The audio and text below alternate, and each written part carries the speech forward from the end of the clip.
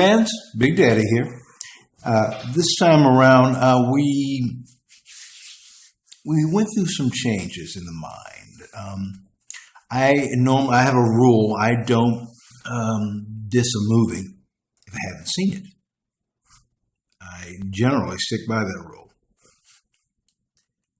Right this season, I did a lot of soul searching.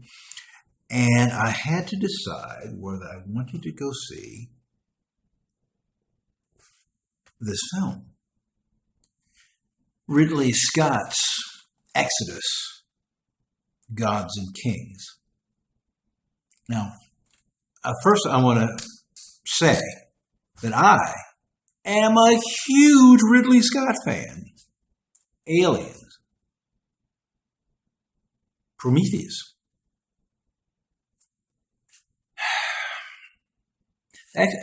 You know, he has this gorgeous career, and I'm almost kind of depressed about it because I was such a big fan. I kind of, not hero worship, but really, really liked his work. So and not knowing the man at all, I just kind of liked him because I liked his work. And I'm not saying that he's a horrible person or anything. Let me clarify this. But it's well known right now. This is December 15th. The movie came out a couple of days ago, Sunday. I was going to go see it. Still might. I'm debating about it, but I'm making a statement about it before seeing it, which is something I generally don't do. I'm not going to say it. Well, in any case, I feel some kind of way. I'm meandering a little bit because I do these things off the cuff, and so they'd be real. And to be perfectly honest with you, I'm really conflicted about the way I feel about this film.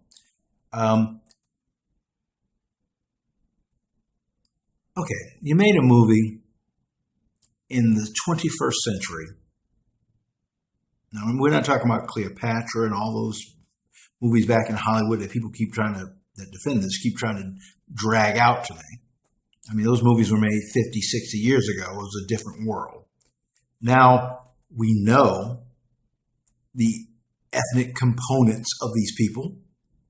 No one's in denial about it, except apparently Ridley Scott and his cast. And let me just call it what it is. You got the story of Moses which the entire thing takes place in Africa, and there's no Africans in leading roles. I remember telling a friend of mine, a young lady of Ethiopian extraction, that if I saw another Cleopatra movie, another blue-eyed Cleopatra movie, I was going to friggin' scream. And I keep hearing rumors that Angelina Jolie wants to make one. Please do not, unless you're directing. Okay? But Ridley Scott makes this film, spends millions of studio money, and there's no black people in leading roles. There's no brown people in leading roles. Now, I understand they're in sideline roles, which makes the film look even weirder. It's like, okay, here's this multicultural country where only white people are at the top. Now, this isn't the United States. This is ancient Egypt. Okay. So, Ridley Scott, I think you're dishonoring your previous work. And normally you don't like to confuse art and politics, but you made a movie about historical and religious and historical characters. So you hit in, and when you go there, you blended into that territory where politics and art meets. So you're open game. And then you did this horrible thing with the casting, which really invalidates your whole movie.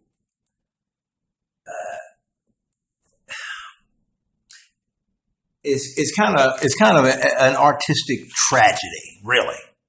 I mean, you got the makings of a masterpiece, and it turns out to be flawed at its core. Because if you get the people wrong, you got the story wrong. I mean, am I missing something? You know, you put together this first-rate cast for another movie because they're not the cast for this movie. And the other thing that bothers me too is how really cavalier Ridley Scott has been, and for that matter, some of his co-stars, some of his starring actors, well, mostly his lead actor, Moses, have been when they are criticized or it's brought to their attention the ethnic inaccuracy of their portrayal. You know, their cavalier way they throw it off is, you know, a matter of fact, Ridley Scott said on and I don't want to mix this up. This wasn't in direct. It wasn't in direct line of debate about this particular film, but it was during. It was on. I saw it on Hulu. I think it was MTV was interviewing him, and they talked about the criticisms that he said that of his work or whatever in whatever cases. And his attitude was basically "fuck you very much." Well, you know what?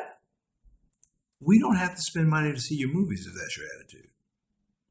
I love your work, except this.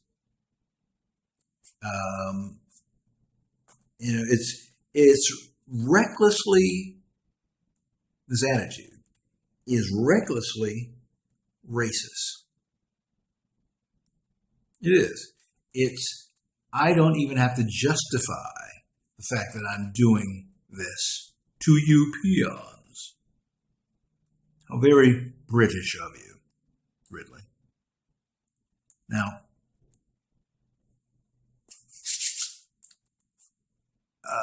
I don't have any of my funny quips that I normally have for this because it's kind of a serious thing to me.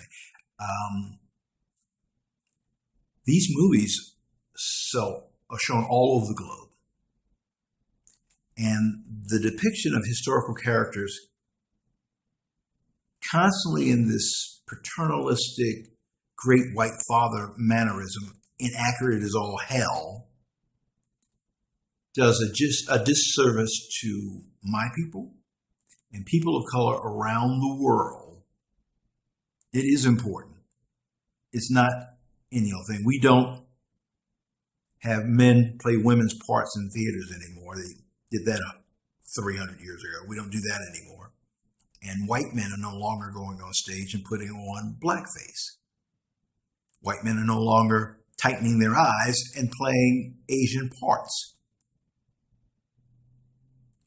Ripley? Okay, I flashback. Like I said, I was a huge fan of Ridley. Wake up. This is the 21st century. Are you reverting back to some old ways as you get? I mean, you seem like a modern man, but it could be a matter of old age because I know that happens. Maybe you're turning into your father or something. But whoever it is, knock it off. And no, I can't recommend going to see this film. Big Daddy out.